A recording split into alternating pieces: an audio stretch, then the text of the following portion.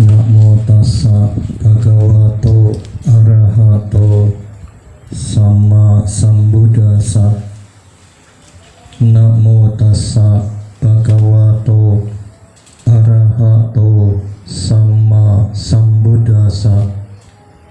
Namo tassa bhagavato arahato sama sambuddhassa. Ayan cako dakina dina sanggang mi supati tita tiga ratang hitayasa tanaso upakapati ti.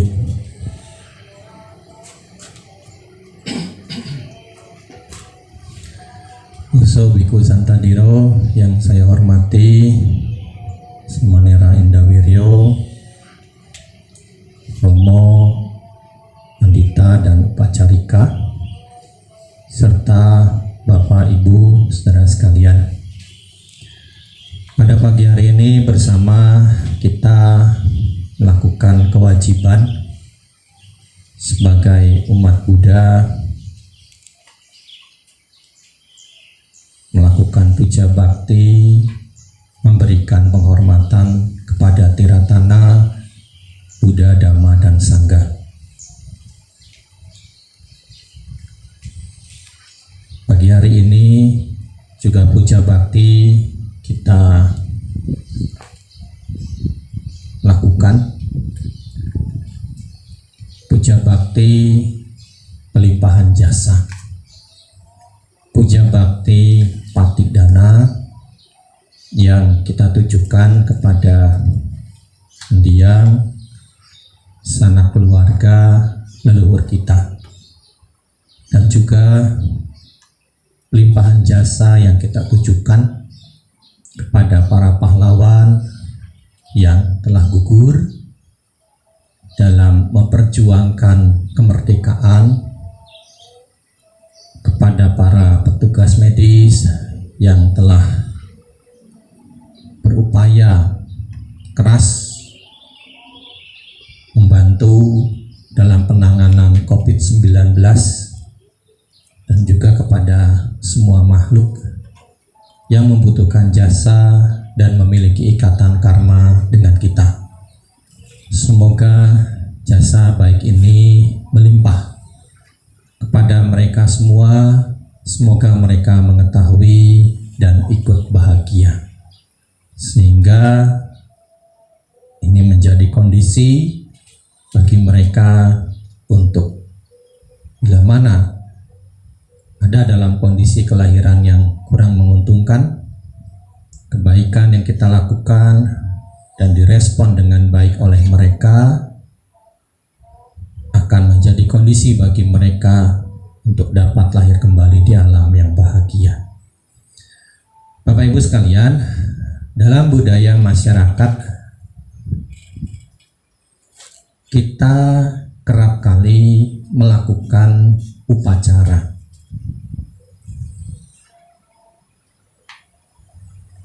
Upacara yang kita lakukan beragam, tapi kita sering menggolongkannya menjadi dua. Ada upacara kebiasaan yang bersifat suka. Ada upacara kebiasaan yang bersifat duka. Upacara kebiasaan yang bersifat suka seperti apa? Ada pemberkahan rumah, penempatan rumah baru, kan kita suka melakukan upacara kendurian, ya, undang tetangga-tetangga untuk kumpul membacakan doa. Upacara suka seperti apa? Ada undang tetangga-tetangga untuk apa? Ada ulang tahun putra putri kita, atau mungkin ulang tahun kita, atau mungkin ulang tahun orang tua kita. Upacara suka. Upacara suka seperti apa? Undang lagi tetangga untuk apa? Kenaikan pangkat. Misalkan Pak Tomo diangkat jadi kepala sekolah, ya, syukuran. Nah, ini beberapa macam beberapa contoh upacara suka. Ada juga upacara duka. Upacara duka seperti apa? Peringatan kematian, perabuan. Ya, peringatan kematian kan banyak ya.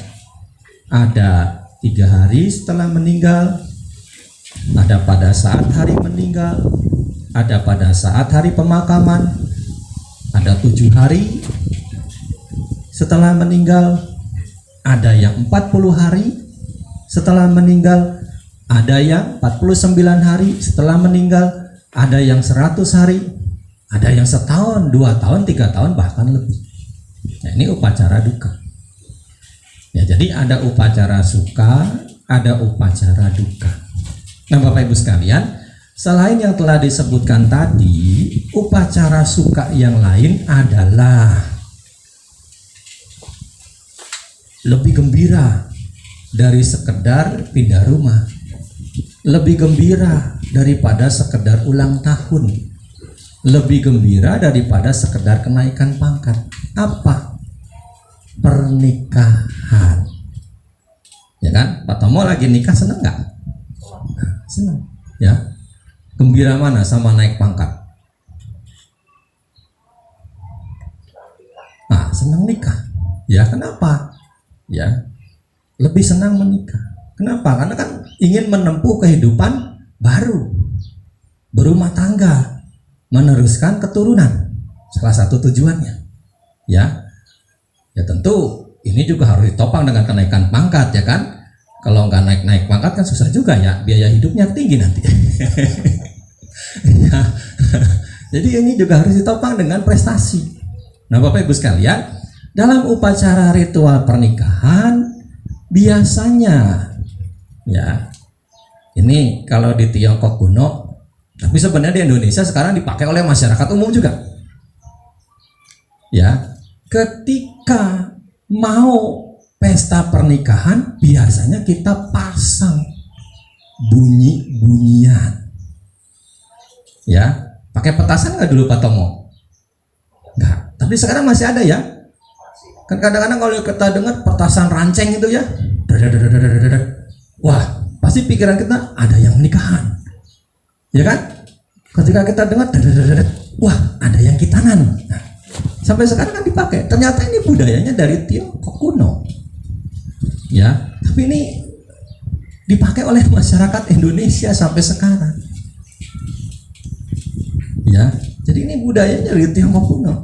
Jadi di masa lalu Bapak Ibu sekalian, ketika masyarakat Tiongkok kuno akan melakukan upacara pernikahan, biasa mereka memasang sebilah bambu di depan rumah. Bambu tersebut diikatkan petasan. Ketika mempelai wanita datang, biasanya petasannya disulut, ya, untuk sebagai tanda penyambutan. Nah, ini bukan asal sembarang, tapi ada cerita asal mulanya. Ya, jadi alangkah baiknya kalau kita juga tahu.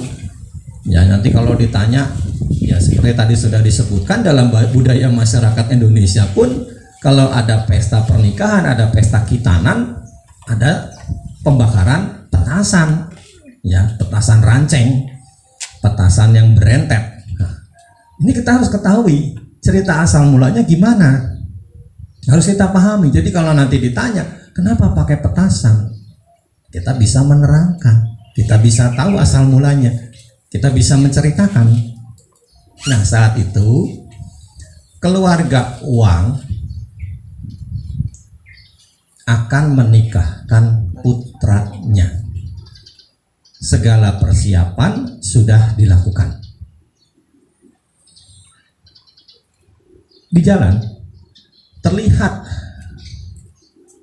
ada sebuah tandu diusung, digotong oleh beberapa orang. Kalau upacara bahagia, Biasa dalam tradisi masyarakat Tionghoa kan mengenakan pakaian merah. Diusung tanduk itu, digotong oleh beberapa orang menuju ke rumah keluarga Wang. Tanduk itu membawa mempelai wanita. Tanduk itu membawa mempelai perempuan. Sampai di rumah keluarga Wang, sambut menyambut pun terjadi. Dan segera dipertemukan antara mempelai wanita yang baru tiba dengan mempelai pria yang adalah putra dari keluarga Wang. Bapak Ibu sekalian, pertama dilakukan adalah sembahyang kepada leluhur. Keluarga Wang ke atas. Ya, biasa dalam tradisi masyarakat Tionghoa, di rumah-rumah utamanya di zaman dulu, mereka memelihara abu leluhurnya atau papan silsilah, nama keluarganya. Nah, itu biasa dihormati. Ketika akan melakukan upacara pernikahan, biasa mempelai sembahyang dulu di meja sembahyang leluhur ini. Baru setelah itu dilakukan upacara menghormat langit dan bumi. Ya, ini sebagai penanda nanti resminya mempelai itu dalam pernikahan secara budaya masyarakat Tionghoa, terutama di masa lalu. Kalau sekarang kan harus pakai romo, ya, nggak cuma pai tikong, pai pakung, ya, nggak cuma pai tikong sama pai pakung, ya, tapi harus pakai romo. Ya, kalau di sini biasa Pak Tomo, Pak Puji atau Pak Trisno, ya. Kalau sekarang kan harus resmi pakai pemberkahan pernikahan secara agama dan pemberkahan pencatatan sipil untuk resminya, nanti biar anaknya resmi diakui negara. Nah, kalau dulu kan kawinnya kawin adat, ya, dulu belum ada catatan sipil, dulu belum ada cuklak, upacara pemberkahan pernikahan secara agama. Nah, ini kan produk belakangan, tapi baik juga untuk mensahkan pasangan yang menikah tersebut dan meresmikan anak-anaknya bahwa diakui oleh negara karena tercatat resmi di Dukcapil, ya, Dinas Kependudukan, apalagi saya nggak hafal, dan catatan sipil, ya, saya nggak ngerti, makanya saya tanya romonya, ya. Nah, Bapak Ibu sekalian, itu ketika akan dilakukan upacara ritual menyembah langit dan bumi, tiba-tiba seorang pelayan berlari masuk. Pelayan biasanya nunggu di depan, jaga di luar, ya, ya, istilahnya sekarang security-nya lah, security keluarga Wang, ya, masuk lari-lari, tuanku, tuanku, ada apa? Ada sebuah tandu lagi baru datang. Kelihatannya tandu itu juga membawa mempelai wanita. Nah, kok ada dua? Tadi udah datang duluan, sekarang datang lagi. Telangkai menjadi bingung. Saya mengajukan lamaran cuma kepada seorang perempuan. Kenapa kok sekarang ini jadi dua? Ya, telangkai itu perantara perkawinan. Kalau di zaman now, telangkai itu disebutnya mak comblang. Ya kan, kalau zaman all kan begitu, ya. Zaman heubeuh, zaman baheula, tempo doloe. Nah, itu kan kalau mau menikah tuh titip-titipan salam dulu, ya kan? Kalau zaman sekarang kan begitu ketemu aja, nomor handphonenya berapa? Kalau zaman dulu kan, wah, masih sungkan, masih malu-malu untuk melakukan PDKT. Beda dengan anak zaman sekarang, ya baru kenal sehari 2 hari aja sudah video callan. Ya, nah, ini telangkai ini atau mak comblang ini menjadi bingung Karena dia yang menjadi perantara pernikahan keluarga putra Bapak Wang ini. Dengan mempelai wanita, dia hanya menyampaikan lamaran kepada satu wanita. Nah, kenapa sekarang kok ada dua wanita yang datang? Ada dua wanita yang muncul. Yang pertama yang sedang melakukan upacara menyembah langit dan bumi, kemudian datang lagi mempelai wanita berikutnya. Dan ketika mempelai wanita yang baru datang ini turun, wajahnya sama dengan mempelai wanita yang pertama. Satu keluarga itu menjadi geger. Wah, kok mukanya sama? Kok wajahnya sama? Ya, nggak ada bedanya ini mempelai wanita dua-dua ini. Ketika Mak Comblang nanyain gini gitu, dua-duanya bisa menjawab dengan tepat. Dua-duanya bisa menjawab dengan baik. Sampai akhirnya Mak Comblang kehabisan akal.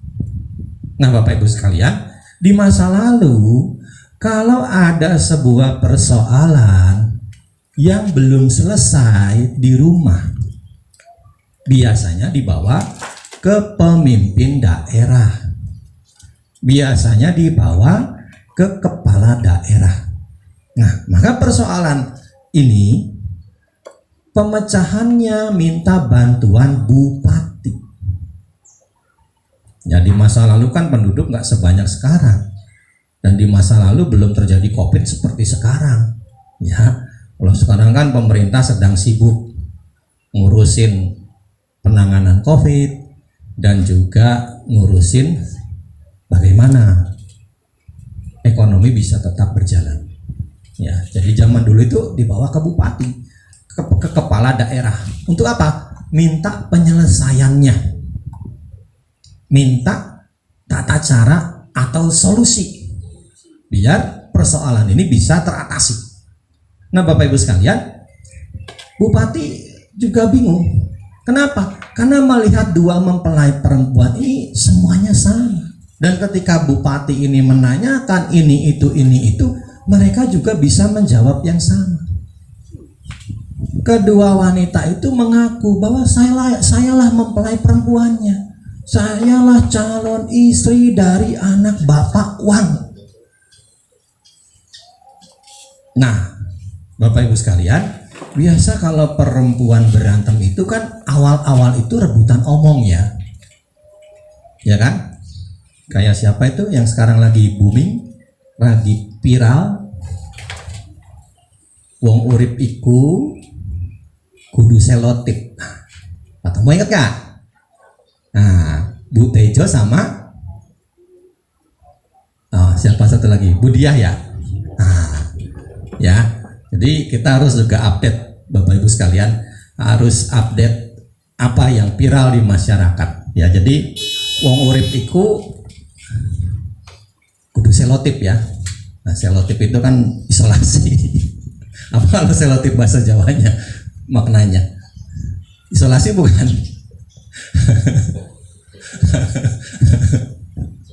Ya, jadi dua mempelai ini ya saling ejek mengejek, saling kata mengatai, ya, sampai tuduhan yang paling kasar adalah saling menuduh bahwa salah satu di antara mereka adalah siluman yang menyamar. Ya, siluman yang menyamar, bukan si Lukman. Ya, siluman yang menyamar. Nah, ketika mendengar perselisihan ini, bupati jadi dapat ide. Wah, aku punya akal. Gimana caranya? Dia memerintahkan pegawainya. Untuk apa? Ambil sebuah galah yang panjang dan cukup besar. Ya, pasang galah itu di sini, di halaman tempat bupati tinggal. Pasang galahnya. Nah, setelah galah itu dipasang, bupati mengatakan, siapa di antara kalian yang bisa memanjat galah ini paling cepat, maka kalianlah yang akan dinikahkan dengan putra Bapawang. Siapa yang tidak bisa memanjat akan diusir. Ya, jadi dua mempelai ini disayembarakan dengan cara manjat galah untuk mengetahui mana yang mempelai wanita sesungguhnya. Nah, Bapak Ibu sekalian, mempelai perempuan yang pertama begitu bupati mengatakan mulai angkat bendera, langsung dia manjat. Dan ternyata dia sangat jago memanjat. Cepat. Ya, cepat dia manjat. Dan ketika dia sudah ada di puncak galah, panah api pun dilepaskan. Petasan lalu dibunyikan. Ketika dia kena panah api, dia berubah jadi asap. Dan di bawah jatuh rubah rase fok. Kan biasa kalau cerita-cerita klasik Tiongkok kan silumannya siluman rubah, siluman rase. Mempelai perempuan yang datang belakangan nggak bisa manjat karena dia perempuan beneran. Ya, dia perempuan beneran, jadi nggak bisa manjat. Coba, Nang, pacarmu suruh naik pohon, bisa nggak? Kur, pacarmu suruh naik pohon, bisa nggak? Pak Tomo, Bu Erus suruh naik pohon, bisa nggak? Perempuan beneran nggak bakal terrekelan kalau bahasa sini, ya. Nggak mungkin perempuan beneran tuh terrekelan naik galah. Memangnya mau ikut panjat pinang latihannya, kan? Nah, jadi di sini akhirnya ketahuan siapa mempelai wanita yang sesungguhnya. Ternyata adalah pengantin perempuan yang datang belakangan. Nah, jadi saat itulah Bapak Ibu sekalian mulai tradisi ketika ada ritual upacara pernikahan di Tiongkok kuno dipasang petasan ranceng. Salah satu fungsinya untuk mengusir siluman, ya, untuk mengusir siluman. Makanya kalau sekarang kita mendengar, kadang-kadang di sini juga suka kedengeran, ya, ada hajat di sebelah sana, ada hajat di sebelah sana, ada hajat di sebelah sana, kedengeran itu suara petasan ranceng itu. Nah, sekarang kan kita jadi tahu maknanya. Oh, ternyata tujuannya itu mengusir hal-hal yang tidak baik, mengusir efek-efek yang negatif. Ya, kan memang di zaman dulu juga kalau kita membaca riwayat mulanya pembuatan petasan itu kan dari bambu, ya, cerita tentang Nien itu, ya, siluman yang muncul ketika malam Imlek memangsa manusia. Nah, dia tidak memangsa anak-anak kecil. Kenapa? Karena saat itu anak-anak kecil sedang membakar bambu. Nah, bambu itu kalau ruasnya tidak dipotong, ya, jadi di antara ruas dengan ruas itu kan terjadi udara hampa, ya. Nah, ketika itu dibakar, dia akan tok tok tok tok. Nah, suara ini membuat Nien takut. Nah, akhirnya dari situlah ide untuk membuat petasan muncul. Kalau bakarin bambu terus kan, bambu kan ada manfaatnya buat bikin keranjang, buat bikin bakul, buat bikin apa itu? Apa yang biasa buat nyaring-nyaring sayur dari bambu itu apa? Nah, bikin tampah lah, ya kan? Bikin tampah, ya. Nah, itu bikin itu yang buat apa, nyayur-nyayur itu.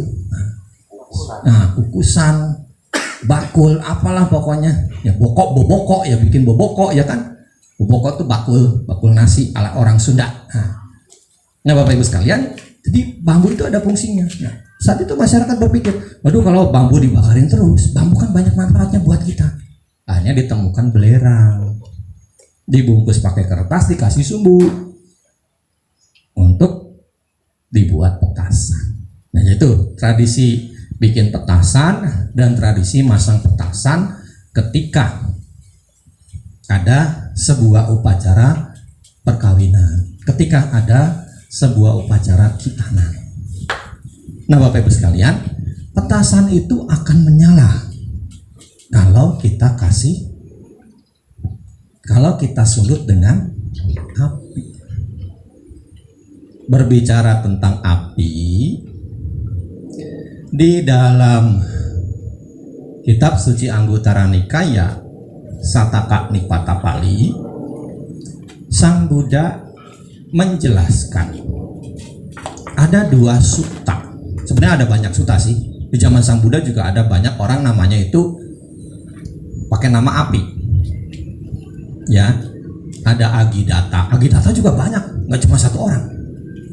Ada Agiwacagota, ada Agi Bagawa, banyak ya.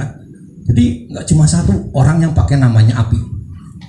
Agi itu AGGI, ya, AGGI. Kalau di dalam bahasa Sanskertanya jadi Agni, ya, kan ada artis Indonesia namanya Agni kan, ya, dulu pernah jadi putri Indonesia ya, kalau tidak salah. Nah, jadi api. Nah, di dalam Patama Agisutta dan dalam Duttiya Agisutta, Sang Buddha menjelaskan ada 7 jenis, 7 macam api. Biasa memang yang suka dijelaskan 3 macam api. Tapi kalau kita merujuk sutanya, ya di Sutta Anguttara Nikaya kelompok 7 disebutkan ada 7 jenis api. Ada raga agi, ada dosa agi, ada moha agi, ada ahunea agi, ada gahapati agi, ada dakinea agi, dan ada kata agi. Raga agi atau ragagi, Bapak Ibu sekalian, adalah api nafsu. Dengan kata lain, raga agi itu sama dengan loba agi, api keserakahan, ya, api kerakusan. Nah, di antara kita di dalam masyarakat kita kan banyak orang yang serakah, banyak orang yang rakus, ya. Kok Bante mengatakan di antara kita di masyarakat kita banyak orang yang serakah? Ya, kita bisa melihat meskipun sudah ada lembaga anti rasuah, KPK, tetap kan kasus korupsi itu terjadi. Itu kan tandanya masih banyak masyarakat itu yang rakus, yang serakah, yang dibakar oleh api nafsu, yang dibakar oleh api keserakahan, menginginkan apa yang bukan miliknya, menginginkan apa yang sebanyak-banyaknya. Ya, ini api keserakahan, api nafsu yang bisa membawa bahaya.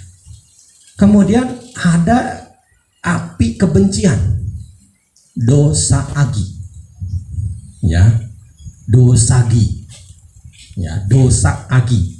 Nah, Bapak Ibu sekalian, dosa dalam agama Buddha itu artinya kebencian. Kalau seseorang berbuat jahat itu namanya dia melakukan perbuatan buruk, melakukan apa yang namanya akusala kama. Ya, kan banyak di antara kita yang memendam kebencian itu begitu kuat.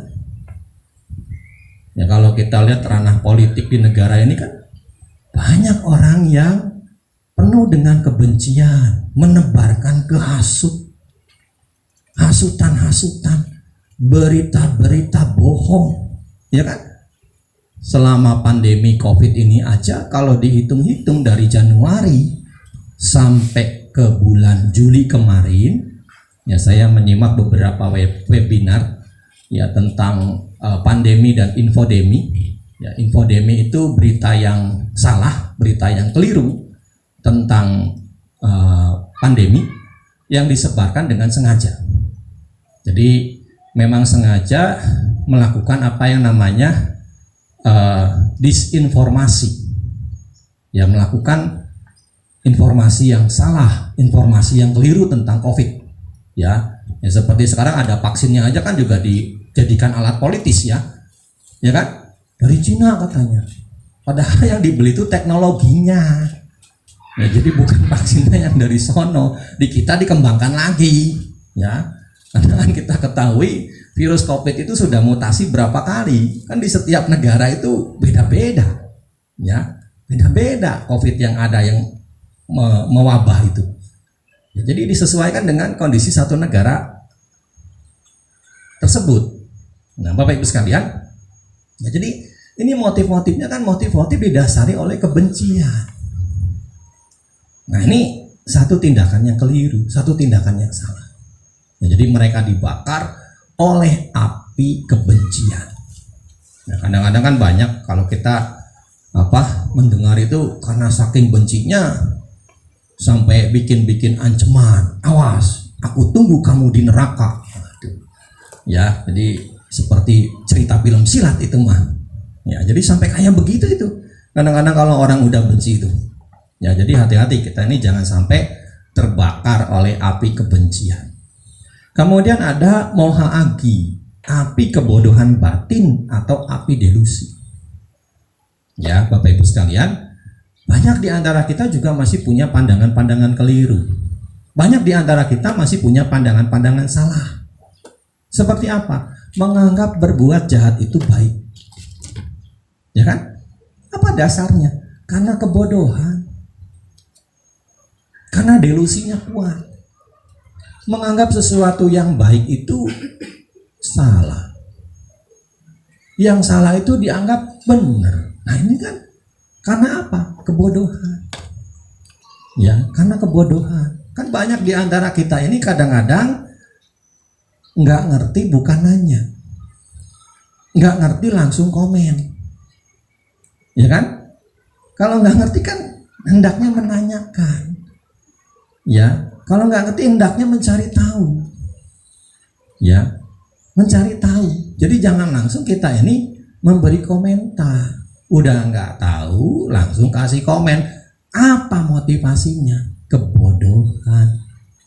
Ya, jadi jangan nyebarin berita-berita yang bersifat kebodohan. Ya, jadi jangan menyesatkan orang, karena kalau kita menyesatkan orang, Bapak Ibu sekalian, ya kita sudah salah, bikin orang salah, kejahatan kita menjadi semakin bertambah.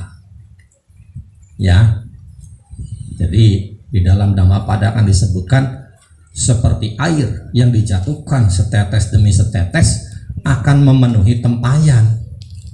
Begitu juga kejahatan yang dilakukan sedikit demi sedikit akan memberi derita bagi yang melakukan.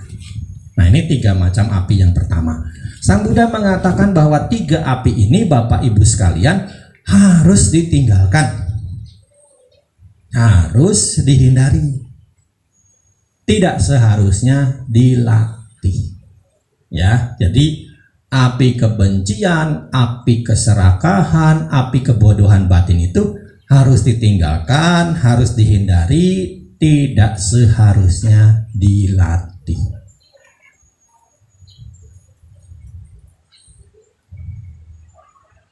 Tiga api berikutnya adalah api yang harus dijaga, api yang harus dipelihara dengan baik dan dengan bahagia. Ya, api apa? Ahuneagi, Gahapatagi, dan Dakineagi. Ya, saya akan mulai penjelasannya secara terbalik dulu, karena nanti poin pentingnya di Ahuneagi untuk dikaitkan dengan patidana yang kita lakukan. Dakineagi itu apa? Dakineagi adalah api kedermawanan. Ya, api amal, api mau berbagi. Dengan siapa? Dalam hal ini adalah dengan para petapa, dengan para brahmana. Ya, dengan para biku. Kenapa? Karena petapa brahmana itu adalah cara hidup, bukan profesi. Ya, cara hidup bukan profesi. Jadi dalam konteks dakiniaki, Bapak Ibu bisa memberikan persembahan kebutuhan pokok kepada para biku, kepada para petapa. Memberikan persembahan jubah, memberikan persembahan makanan minuman. Ya, makanan minuman bagi para biku kan terbatas, dibatasi oleh waktu. Ya kan?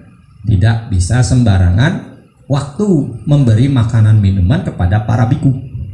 Ya, meskipun malam-malam Bapak Ibu makan mie ayam, makan bakso, makan pizza, makan hokben, makan McD, tetap para biku tidak makan malam. Batasan makanan bagi para biku adalah tengah hari, sebelum tengah hari. Ya, kemudian bisa memberikan tempat tinggal. Ya, tempat tinggal. Bisa memberikan juga obat-obatan atau vitamin. Ya, ini dakiniaki. Api persembahan kedermawanan yang perlu dijaga, yang harus dijaga, harus dipelihara dengan baik, dan harus dilakukan dengan bahagia. Ya, jadi ketika Bapak Ibu melakukan api kedermawanan, lakukan dengan bahagia, dengan sukacita. Kenapa? Karena punya kesempatan untuk berbuat kebaikan.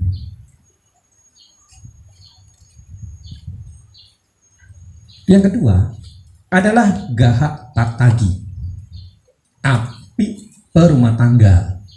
Ya, apa maksudnya? Api perumah tangga adalah Bapak Ibu punya kewajiban untuk menjaganya juga, merawatnya juga, melakukannya juga dengan bahagia. Kenapa? Karena yang dimaksud dengan api perumah tangga adalah keluarga. Kan disebutkan di sinetron ya, harta yang paling indah adalah keluarga. Nah, bagi Bapak Ibu yang berumah tangga, Bapak Ibu punya kewajiban untuk menjaga api perumah tangga, merawat mengurus anak dan istri, merawat mengurus famili dan handai tolan, merawat mengurus sahabat dan teman-teman. Ya, jadi harus mau peduli ya dengan istri, dengan anak, dengan famili dari istri, dengan famili dari kita, dan dengan teman-teman. Ya, teman-teman itu siapa? Ya, bisa teman di lingkungan tinggal, bisa teman di lingkungan kerja, ataupun teman-teman yang dulu kita temui ketika kita sekolah, ketika kita kuliah. Kita harus tetap peduli kepada mereka. Ya, mau berbagi. Ya, bila mana mereka kesulitan, ya jangan sungkan untuk memberikan bantuan. Ya, utamanya kepada anak istri. Nah, jadi harus diingat, anak istri juga menjadi tanggung jawab. Ya, ada api yang harus dijaga, api yang harus dirawat dengan bahagia. Ya, api keluarga. Nah, Bapak Ibu sekalian, api yang ketiga adalah ahuneagi. Api persembahan. Api persembahan kepada siapa? Orang yang membuat kita ada di dunia. Siapa? Ayah dan ibu. Ya, jadi api ahuneagi adalah api orang tua. Ya, kita harus menjaga api orang tua. Dulu ketika kita kecil, mereka melahirkan, merawat, mendidik, membesarkan hingga kita bisa jadi seperti ini, hingga kita bisa berhasil sekarang. Berkat siapa? Apa yang dilakukan oleh ayah dan ibu kita. Makanya kalau kita sudah dewasa, sudah berhasil, sudah jadi orang, jangan lupakan peran mereka. Jangan lupakan jasa mereka. Sang Buddha sudah menjelaskan dalam Sigalawada Sutta apa kewajiban kita sebagai anak kepada orang tua. Dan kewajiban itu dikategorikan menjadi dua. Kewajiban ketika mereka masih ada dan kewajiban ketika mereka sudah tiada. Kewajiban ketika mereka masih ada apa? Membantu pekerjaan mereka. Misalkan orang tua lagi mengerjakan apa, ya, ibunya senang bikin kue. Nah, sebagai anaknya ya harus mau membantu. Ya kalau anaknya, kita sebagai anaknya, sebagai wanita ya bantu bikin kue. Sekalian menggali ilmunya, ya kan? Kenapa? Karena nanti kan ketika makin dewasa, pasti juga akan keluar dari rumah. Masa nanti dipinang oleh lelaki lain, ya oleh seorang pria nggak bisa masak, ya masa belinya apa gojekan terus, greban terus, kan suami juga pengen dong makan masakan istri, ya nggak Kur? Nah, saya tanya sama yang masih jomblo. Sama-sama jomblo Kur kita teh. Ya, jadi pasti pengen. Jadi, nah itu kan bisa didapat ilmunya dari ibunya. Ya, bagi yang laki-laki ya bantu apa? Membelikan bahan-bahan, pergi ke pasar, pergi ke toko. Ibunya bikin kue, perlu terigu, perlu tepung, perlu telur. Anak laki-laki bisa membantu. Ya, Pak, Ma, ya. Sini saya ke pasar, catat aja. Mereknya apa, berapa, ukurannya, takarannya, nanti saya yang berangkat. Ya, tapi kalau anak laki-laki kan biasa, Ma jangan lupa ongkos jalannya. Gitu kan ya Nang? Ya enggak? Ya, soalnya saya dulu gitu juga laki kecil. Ya kita buka kartu aja ya. Yang laki kecil kan begitu ya, paling senang kalau disuruh pergi ke pasar, pasti ada kembaliannya, lebihnya kan bisa buat tambahan uang jajan. Nah Bapak Ibu sekalian, itu tugas kewajiban kita sebagai anak yang pertama, membantu pekerjaan orang tua, meringankan pekerjaan orang tua. Nah kalau papahnya misalkan lagi bersihin halaman rumah, menata taman, ya kan? Ya sebagai anak perempuan juga bisa membantu. Ngapain? Nyapuin. Ya, mungkin potongan-potongan taman yang dipotong oleh papa kita, oleh ayah kita. Ya, atau kalau sudah selesai bisa bantu nyiremin. Nah, anak laki-laki kan bisa juga mengangkat sampahnya, ya kan? Karena lelaki lebih bertenaga. Nah ini bisa kita lakukan, membantu tugas orang tua. Yang kedua, memberikan support kepada orang tua kita, sebagaimana dulu mereka mensupport kita dalam hal apa? Makanan, pakaian, tempat tinggal, obat-obatan. Ya, jadi jangan sampai orang tua kita juga hidupnya terlantar. Ya, kan dulu kita juga tidak diterlantarkan oleh orang tua kita. Makanya sekarang setelah kita dewasa, kita berhasil, ingat jasa mereka. Ingat kewajiban kita kepada mereka. Dulu saya dibimbing, dididik, diarahkan, dibesarkan, diberi ini itu oleh orang tua saya. Sekarang giliran saya lah yang memberi kepada mereka. Kalau kita lihat di media sosial kan kadang-kadang ada ya, anak sudah menikah, punya anak, orang tuanya tinggal di mana? Di belakang rumah. Makannya juga dipisah. Padahal dulu kalau orang tua kita makan pasti ngeduluin kita ya. Iya. Orang tua makan tuh pasti ngeduluin anak. Tapi begitu anak berhasil mau makan, boro-boro ingat orang tua. Jangan sampai begitu. Ya, sampai-sampai pasangan suami istri ini karena tahu ya, punya anak, anaknya ini tahu neneknya itu makannya di belakang dan cuma sama nasi putih sama sayur doang, nggak ada lauk lainnya. Karena kan diambilin daging ayam, ya kan, diomelin sama mamahnya, tetap aja lari ya kan. Kalau di dalam cerita Buddhis kan ada juga seorang bapak itu, seorang suami kehasut oleh istrinya. Suami ini punya orang tua yang sudah makin rentak. Ya, sono buang aja lah orang tuamu, bawa ke hutan sono biar dimakan binatang buas. Ya, si suami pun ikut ya, menganyam keranjang yang besar itu.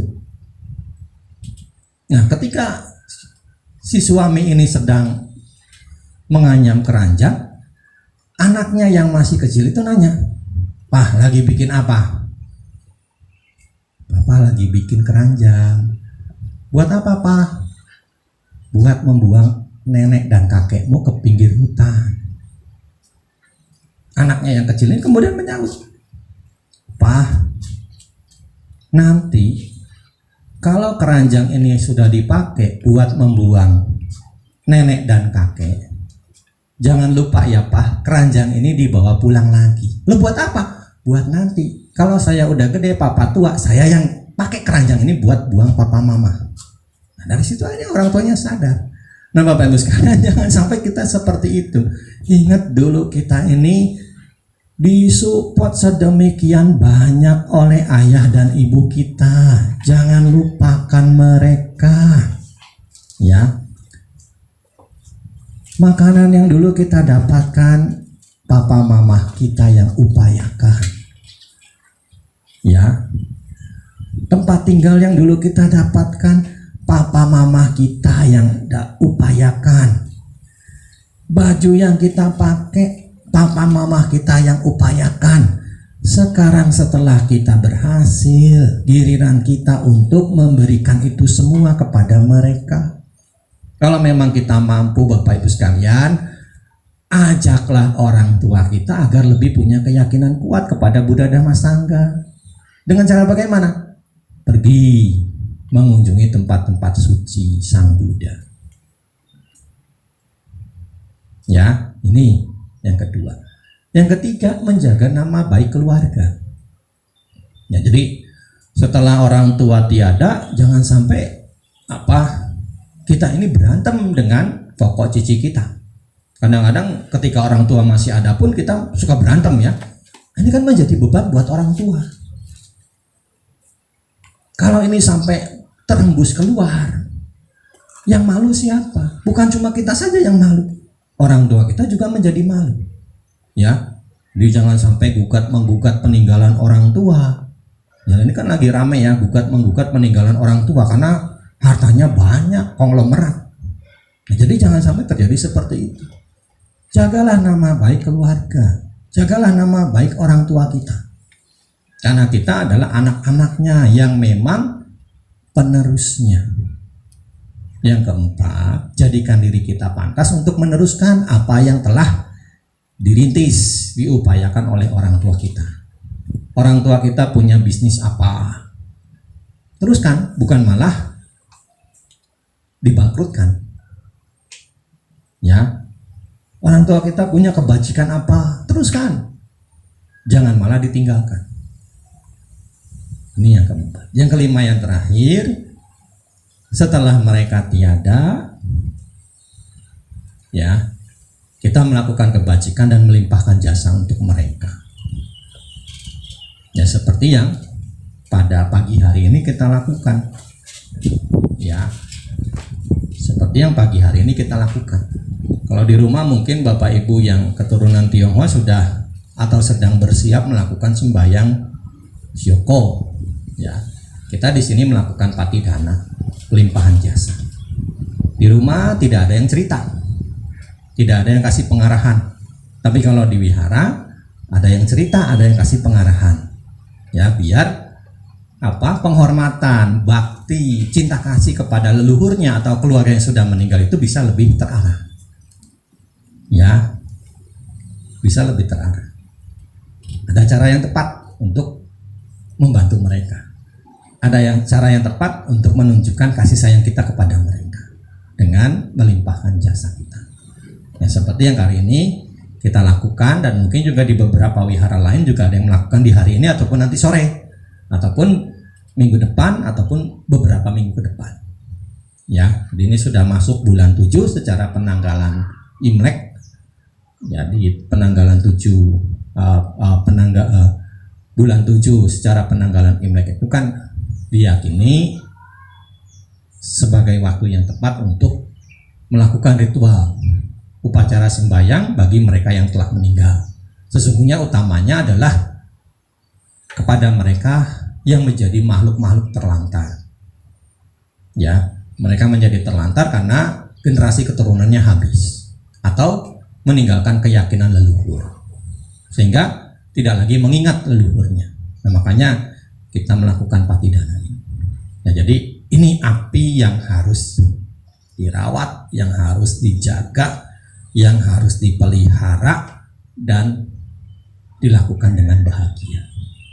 Ya, jadi api persembahan kepada orang tua, api rumah tangga, dan api kedermawanan. Ya, ini api yang baik. Nah, kesimpulannya yang ketujuh, katagi. Katagi itu artinya tiang pengorbanan atau kayu bakar atau kayu api. Ya, jadi ada api yang perlu dinyalakan. Dilihat dengan keseimbangan. Ada api yang perlu dipadamkan atau disingkirkan. Api yang perlu disingkirkan atau dipadamkan adalah ragagi, dosagi, mohagi. Api nafsu atau api keserakahan, api kebencian, dan api kebodohan batin. Kemudian ada api yang perlu dinyalakan. Api apa? Ahuneagi dan dakineagi. Ya, api persembahan kepada orang tua itu perlu dinyalakan. Ya, perlu dijaga, perlu dirawat, dilakukan dengan bahagia. Dan api persembahan kedermawanan kepada para pertapa dan brahmana, kepada para bhikkhu sangha, itu harus dinyalakan. Dan kemudian ada api yang harus dijaga dengan keseimbangan, gahapatadi. Ya, di dalam rumah tangga kan perlu ada keseimbangan. Ya, Pak Tomo ya. Ya, jadi jangan terlalu berat sebelah, jangan jomplang sebelah. Ya, contoh kasusnya misalkan karena nggak ada keseimbangan, kita terlalu mementingkan keluarga dari pihak kita aja, keluarga dari pihak istri kita abaikan. Nah, itu kan bisa jadi persoalan dalam rumah tangga ya. Iya. Jadi kalau orang tua kita datang, adik kakak kita datang, apa yang ada kita keluarin, apa yang nggak ada kita siapin. Tapi begitu mertua datang, keluarga dari pihak istri datang, yang ada diumpetin, yang nggak ada boro-boro diadain. Nah, itu kan bisa jadi bahaya. Jadi harus seimbang, harus adil kepada pihak keluarga kita, kepada pihak istri kita, ya, kepada pihak istri bapak-bapak. Ya, jadi harus adil, harus seimbang. Ya, sama anak juga harus seimbang, ya, harus adil. Jadi jangan hanya sayang kepada anak laki-laki, anak perempuan diabaikan. Tetap ya, Sang Buddha sudah menjelaskan anak perempuan juga kalau dididik dengan baik dia bisa mengalahkan anak laki-laki. Dan terbukti perempuan bisa jadi presiden. Ya, sebenarnya kalau di negara Buddhis, di kerajaan-kerajaan Buddhis, perempuan jadi raja itu tidak heran. Kan di Indonesia saja, di Nusantara saja ada Ratu Sima, ya kan? Ada Tribuana Tunggodewi, ya kan? Kemudian ada Rani Suhita, itu raja-raja yang hidup di masa lalu, dan saat itu mereka cenderung masyarakatnya menganut agama Buddha. Ya, agama Hindu, agama Buddha. Jadi tidak ada antipati. Nah, Bapak Ibu sekalian, inilah 7 macam api. Ya, jadi tadi petasan bisa hidup, bisa nyala kalau disulut api. Di dalam Dhamma kita diajarkan ada api yang harus ditinggalkan, dipadamkan, ada api yang harus dirawat, dijaga dengan bahagia. Ya, kita melakukan patidana. Di dalam Mukira Kuda Sutta ke-11 disebutkan ayan cako dakina dina sanggami supati kita 3 hitayasa tanaso upakapati.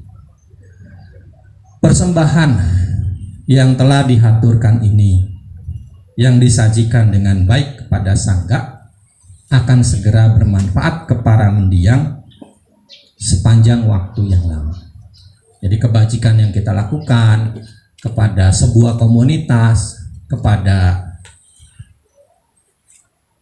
sesuatu yang sifatnya banyak orang, ya, itu akan segera bermanfaat buat keluarga kita yang sudah meninggal, dan mereka akan menerimanya untuk waktu yang lama. Ya, Bapak Ibu sekalian, mari kita terus berbuat kebaikan menjaga api yang baik dan memadamkan api yang tidak baik. Dosagi, ragagi atau lobagi, dan mohagi harus kita padamkan. Ahuneagi, gahapatagi, dan dakineagi harus kita hidupkan. Itulah tugas kewajiban kita sebagai umat Buddha. Semoga jasa ini melimpah pada keluarga yang telah meninggal. Semoga mereka mengetahui dan ikut bahagia. Idang wo nyatina hotu sukita hantanya tayo sabe sata bawantus kitata. Semoga semua makhluk hidup berbahagia. Sekian, terima kasih. Sadu, sadu.